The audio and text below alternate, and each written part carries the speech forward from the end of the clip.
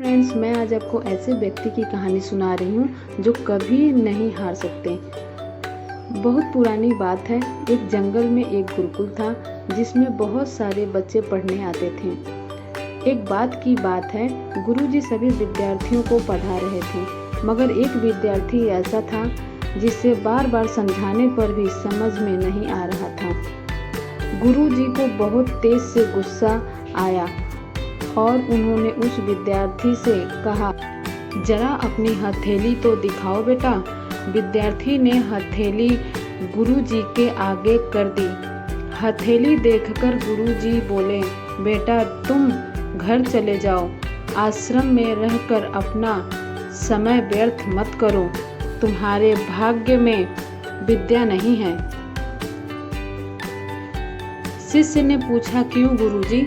गुरुजी ने कहा, तुम्हारे हाथ में विद्या की रेखा नहीं है। गुरुजी ने एक होशियार विद्यार्थी की हथेली उसे दिखाते हुए कहा, यह देखो, ये है विद्या की रेखा, यह तुम्हारे हाथ में नहीं है, इसीलिए तुम समय नष्ट ना करो और घर चले जाओ और वह अपना कोई और काम करो।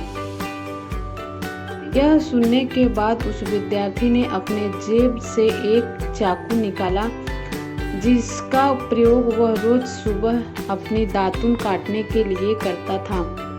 उस चाकू से उसने अपने हाथ में एक गहरी लकीर बना दी। हाथ से खून बहने लगा। तब वह गुरुजी से बोला, मैंने अपने हाथ में विद्या की रेखा बना ली है गुरुजी। यह देखकर गुरुजी द्रवित हो गए और उन्होंने उस विद्यार्थी को गले से लगा लिया। गुरुजी बोले, बेटा तुम्हें विद्या सीखने से कोई ताकत नहीं रोक सकती है। और परिश्रम हाथ की रेखाओं को भी बदल देती है। दोस्तों, वह विद्यार्थी आगे चलकर महर्षि पाणिनि के नाम से प्रसिद्ध हुए, जिसने विश्व प्रसिद्ध व्याकरण अष्टाध्यायी की रचना की है।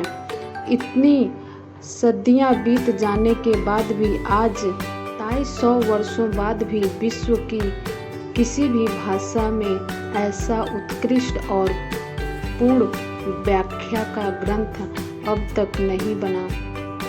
The story. लोग चाहे जो भी बोले, हम हर एक को गलत साबित करते हुए अपनी लगन और कठिन परिश्रम के दम पर जो चाहें वो सब कुछ हासिल कर सकते हैं।